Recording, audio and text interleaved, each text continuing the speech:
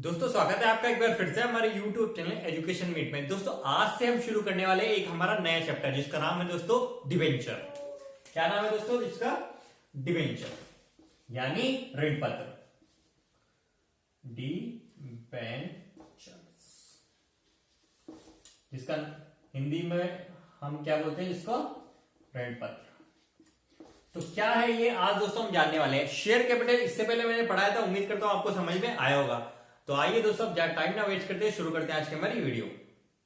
तो दोस्तों बेसिकली होता क्या है, जब एक कंपनी अपन स्टार्ट करते हैं, मान लीजिए अपने को आवश्यकता है 50 करोड़ रुपए की, 50 करोड़ इन्वेस्ट करने की आवश्यकता है। तो हम क्या करेंगे, हम अपनी शेयर कैपिटल इश्यू करेंगे मार्केट में। लोग बाग आएंगे, शेयर देंगे, कंपनी में पैसा आएगा, फिर पैसा लगेगा। तो ऐसा अपन बिजनेस स्टार्ट करना चाहेंगे, ठीक है, इन्वेस्ट करेंगे। तो भैया होगा क्या, मान लो अपने को जरूरत है कंपनी स्टार्ट करने के लिए 50 करोड़ रुपए की, लेकिन शेयर कैपिटल से पैसा आ पाता है केवल 30 करोड़ रुपए। अब भैया बाकी का 20 करोड़ का क्या करें? 20 करोड़ कहां से लाएं? वो भी तो चाहिए ना। तो भैया 20 करोड़ हम क्या करेंगे? डिबेंचर के थ्रू जनता से लेंगे, डिबेंचर्स के थ्रू, ठीक है, यानी ऋण पत्र के थ्रू। एक तरह से दोस्तों क्या होते हैं ये? लॉन्ग टर्म लोन, दीर्घकालीन ऋण भी इन्हें बोलते हैं। डिबेंचर लोन ही अपना यार, इसका मतलब है सीधा सीधा जो आपने लोन ले रखा है, आपने कर्जा ले रखा है। ऋण पत्र का मतलब है कर्जा, ठीक है। तो भैया बात ऐसी है कि ये जो डिबेंचर वर्ड है एक लैटिन भाषा का शब्द है डिबेयर, उससे करके बना है, जिसका मतलब होता है कर्जा लेना। तो इसका मतलब यही है डिबेंचर का मतलब, ठीक है। अब आप बोलोगे ठीक है सर लोन तो है, लेकिन इसमें और शेयर कैपिटल में बेसिकली डिफरेंस है क्या? कि डिफरेंस तो बताओ। हाँ भैया शेयर कैपिटल में ये होता है, लेकिन डिबेंचर में ऐसा नहीं होता। तो डिफरेंस हमें जानना जरूरी है, ठीक है। ये भी सर आप जनता से ले रहे हो, शेयर कैपिटल भी आप जनता से ले रहे हो, तो डिफरेंस क्या हुआ? वही तो हम जानने वाले हैं दोस्तों, वही आज हम जानने वाले हैं। तो पहला डिफरेंस यदि अपन लें तो दोस्तों पहला डिफरेंस अपन ले सकते हैं स्वामित्व का। ये डिफरेंस है किसके? शेयर कैपिटल और डिवेंचर के बीच में। स्वामित्व का मतलब होता है ऑनरशिप। ऑनरशिप, अगर मेरे पास किसी कंपनी के शेयर्स हैं तो मैं उस कंपनी का मालिक कहलाऊंगा। अगर मेरे पास किसी कंपनी के शेयर्स हैं तो मैं उस कंपनी का मालिक कहलाऊंगा, मतलब मेरा स्वामित्व होगा उस कंपनी पर। लेकिन यदि मेरे पास ऋण पत्र है तो मेरा स्वामित्व नहीं है उस कंपनी पर, मैंने केवल अपना पैसा लोन के रूप में उनको काम करने के लिए दे रखा है कि ले भैया मैं आपको इतने इतने साल के लिए ये पैसा देता हूं, काम में ले, उसके बदले आप मुझे कुछ दोगे। तो पहली चीज क्या हुई स्वामित्व की? जो अंशधारक होते हैं, शेयर होल्डर्स होते हैं, उनका कंपनी पर स्वामित्व होता है, जबकि डिबेंचर या ऋण पत्रधारी जो होते हैं उनका कंपनी पर स्वामित्व नहीं होता। और यदि दोस्तों आपसे कभी भी पूछा जाए कंपनी के असली स्वामी कौन होते हैं, असली स्वामी, फिर आप बोलेंगे दोस्तों इक्विटी शेयर होल्डर्स कंपनी के असली स्वामी होते हैं। दोस्तों प्रिफरेंस शेयर कैपिटल का भी एक ड्यूरेशन रहता है, लेकिन कंपनी के जो असली मेन मालिक होते हैं ना, शेयर, वो इक्विटी शेयर होल्डर्स होते हैं। क्योंकि प्रिफरेंस शेयर कैपिटल भी देखो पहले अपन ऋण पत्र वाला पैसा चुकाते हैं, जब भी हम चुकाते हैं उसके बाद यदि बचता है तो डिविडेंड के रूप में हम क्या देते हैं? लाभांश के रूप में लोगों में बांटते हैं। तो लाभांश पहले किसका बढ़ता है? लाभांश पहले प्रिफरेंस शेयर होल्डर्स का बढ़ता है। अगर अपन कभी पैसा चुका रहे हैं किसी शेयर होल्डर को तो पहले इसको चुकाते हैं, लाभ होता है तो इसको चुकाते हैं। सबसे लास्ट का जो होता है वो होता है इक्विटी शेयर होल्डर, वही कंपनी का असली मालिक होते हैं। ज्यादा यदि डिविडेंड बनता है, समझ लो 10% की रेट रख रखे डिविडेंड की, ठीक है।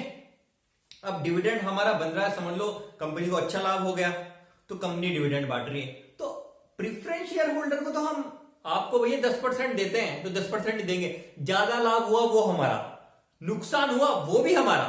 तो इसलिए दोस्तों कंपनी के जो असली मालिक होते हैं ना वो कौन होते हैं? Equity share holders.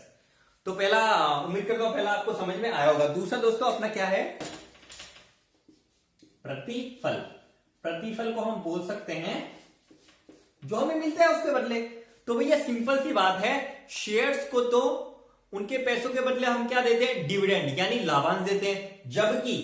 जबकि जो ये होते हैं, अगर ये हमें पैसा दे रहे हैं लोन के रूप में, अगर हम बैंक से पैसा ले रहे हैं लोन के रूप में, तो बैंक को क्या देंगे, ब्याज देंगे।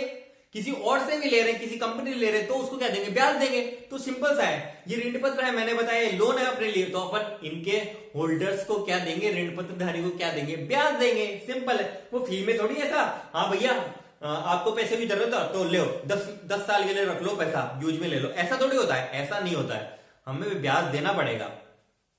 तो डिफरेंस क्या हुआ, हम शेयर होल्डर्स को तो देंगे क्या, डिविडेंड, जबकि ये ऋण पत्रधारी डिबेंचर्स वालों को क्या देंगे, इंटरेस्ट। ये इनका दूसरा डिफरेंस। अब दोस्तों आइए अगले डिफरेंस की बात करते हैं। तो इसका अगला डिफरेंस है दोस्तों परिशोधन।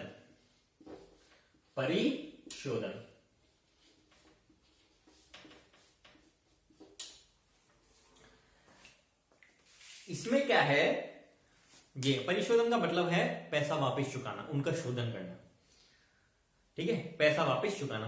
तो भैया डिबेंचर्स का तो ये रहता है, मैंने ऐसा बोला कि बैंक से यदि हमने लोन लिया तो कभी ना कभी तो चुकाना है ना यार। बैंक से क्या किसी से भी लोन लोगे ना तो उसको कभी ना कभी तो चुकाना पड़ेगा, सिंपल बात है, पैसा तो चुकाना पड़ेगा।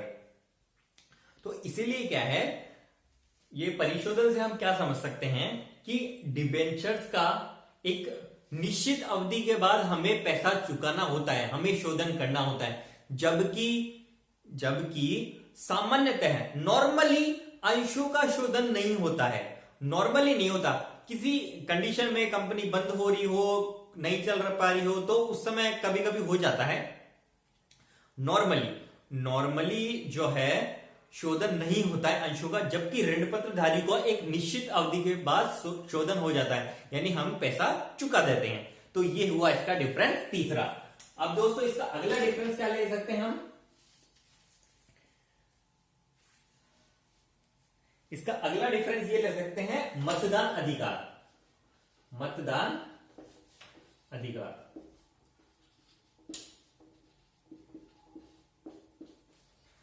तो भैया वोट करने का अधिकार किसको, सिंपल बात है, जो मालिक है उसको वोट करने का अधिकार है। आप तो हमें लोन देने वाले हो, क्यों आप मतदान करोगे हमारे किसी मामले में, किसी मीटिंग में, नहीं कर सकते ना, सिंपल है।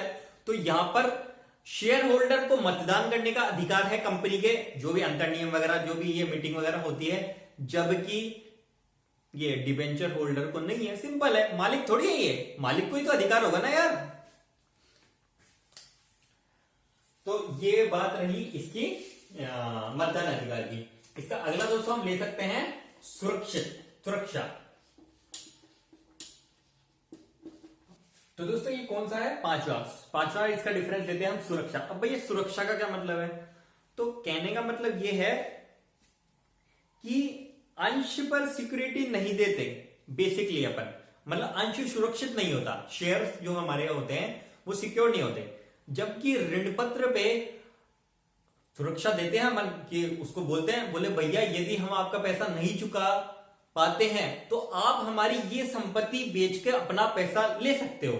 मतलब ऋण पत्रों का हमारी कंपनी की परिसंपत्तियां और या असेट्स पर प्रभार हो सकता है, तो इस वजह से ये सुरक्षित रहते हैं, इनको सिक्योरिटी देते हैं हम, जबकि शेयर्स के मामले में ऐसा नहीं होता है। तो ये डिफरेंस हुआ कि भैया अंश सुरक्षित नहीं होते जबकि ऋण पत्र सुरक्षित होते हैं।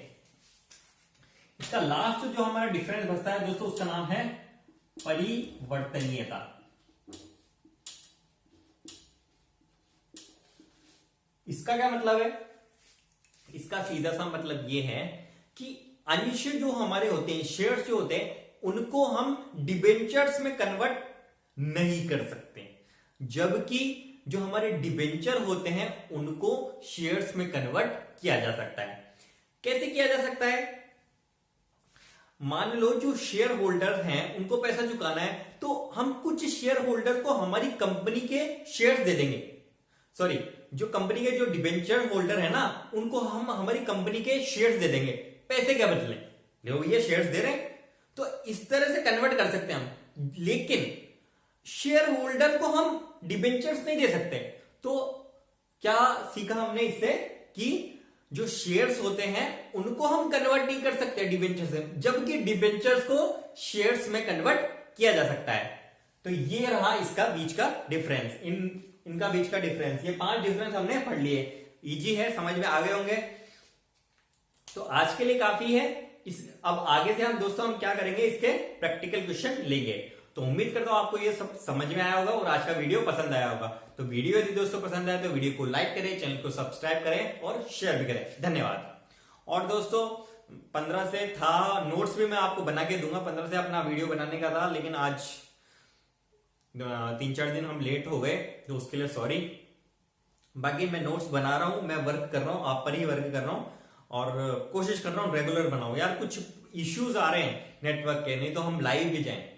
ठीक है, मैं कोशिश कर रहा हूं जल्दी से जल्दी हम अच्छा कंटेंट पढ़े। ठीक है, तो थैंक यू सो मच।